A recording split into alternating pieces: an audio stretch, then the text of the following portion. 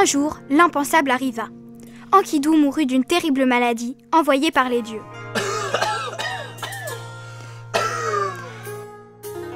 Gilgamesh était profondément attristé.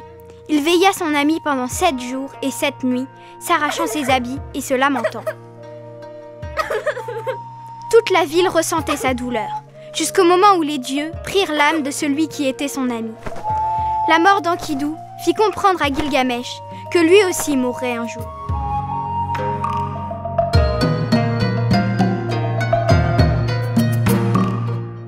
Pour éviter cela, il décida d'aller voir l'immortel Utnapishti. Il savait qu'il devrait traverser des territoires hostiles, des mers profondes et des montagnes enneigées. Il avait préparé son chemin. Gilgamesh partit donc un soir d'orage. Il s'embarquait dans la plus extraordinaire aventure, la quête de l'immortalité.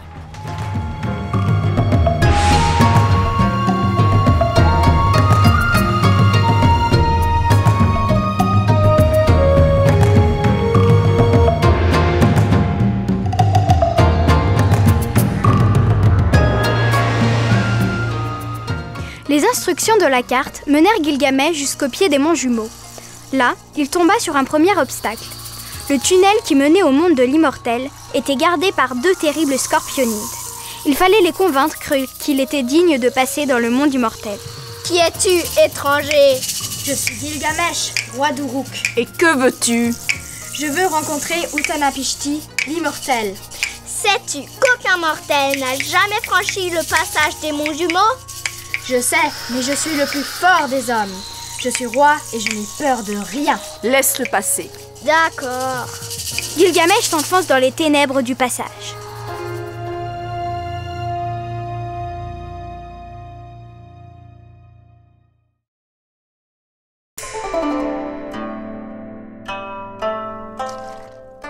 Enfin arrivé dans la lumière, Gilgamesh se retrouve au bord de la mer. C'est là qu'il rencontra le passeur de l'île aux morts. Ce fut un très long voyage sur une mer mystérieuse, aux couleurs du jour et de la nuit, de la mort et de la vie, qui se mélangeaient dans cette eau glaciale. La nuit tomba sur la mer agitée.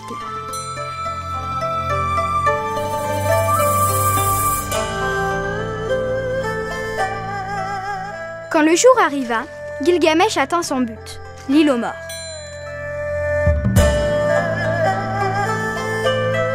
Il aperçut Utnapishti et s'agenouilla devant lui, lui demandant l'immortalité. Il lui répondit que pour cela, il devait aller chercher la fleur de vie au fond de la mer.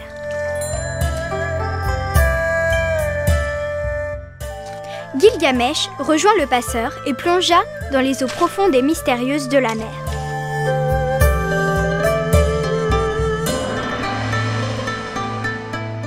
Il découvrit sous l'eau un monde mystérieux rempli d'étranges plantes. Au milieu d'elle poussait la plante d'éternelle jeunesse aux pétales dorés. Gilgamesh l'accueillit et à bout de souffle remonta à la surface.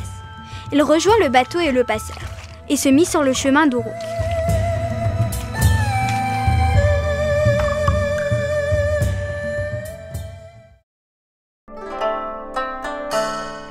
Gilgamesh trouva une oasis au milieu du désert. Il se rapprocha du lac et mit sa main dans l'eau. « Ah, je ne me suis pas lavé depuis des semaines !» Il déposa sa plante après l'avoir admirée. « Quelle belle plante! Je suis pressé d'arriver enfin à Uruk. Je vais te poser ici. » Il prit la température de l'eau. Il regarda autour de lui pour s'assurer que personne n'était là. C'est bon, personne devra normalement voler ma plante. Ensuite, il se déshabilla et jeta ses habits sur un arbre. Puis plongea dans l'eau. Quel plaisir de se baigner dans une eau aussi bonne, pensa-t-il. Il fit quelques brasses et ensuite s'assit au bord du lac.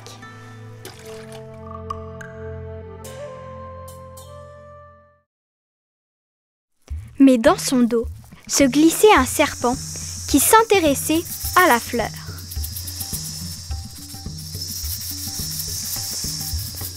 Il s'en saisit et s'enfuit.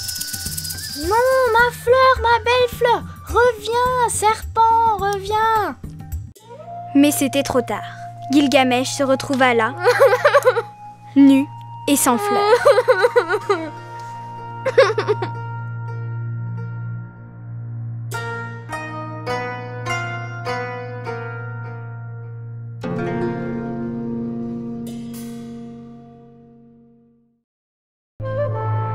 Gilgamesh revient dans sa ville, dans laquelle la foule l'acclame.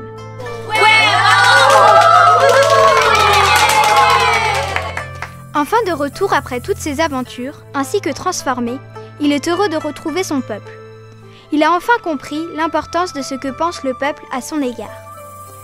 Il fait passer sa couronne dans la foule comme preuve d'amour pour eux. Les habitants d'Uruk auront maintenant plus confiance en lui. Il prit sa femme dans ses bras et l'aima, et prit ses enfants par la main et leur montra les oiseaux et les fleurs.